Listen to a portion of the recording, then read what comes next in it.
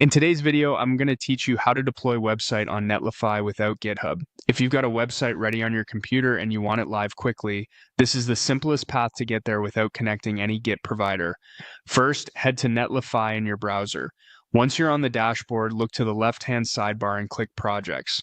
This takes you to a clean overview of your workspaces and anything you've deployed before. Next, click Add New Project. You'll land on a page with three main ways to get started. You might see an option to start building with an AI agent, and there's also an option to import a Git repository. Since we're focusing on deploying without GitHub, we'll choose Upload Your Project Files. This option lets you publish a site directly from files on your machine, no commits or repos required. On the upload screen, you can drag and drop your project folder, a zip file, or even a single HTML file for a quick one-page site. A quick tip here. Make sure your site's entry point is ready. For a static site, that's usually an index.html at the root of the folder. If you built with a framework that produces a final build, choose the output folder the build command created, not your entire source code.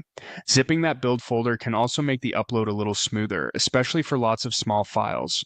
If you prefer browsing instead of dragging, choose a folder. Your file picker will open. Navigate to the exact folder you want to deploy. Again, typically the folder that contains index.html or your build output, then click Open to confirm your selection.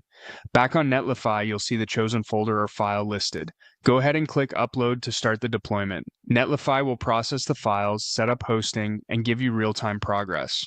This usually takes just a moment. When it completes, your site is live, and Netlify will provide a unique site URL you can visit and share right away.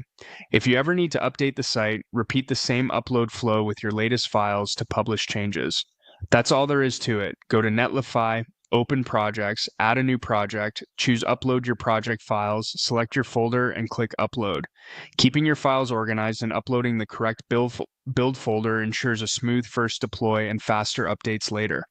Thanks for watching, and enjoy your freshly deployed website.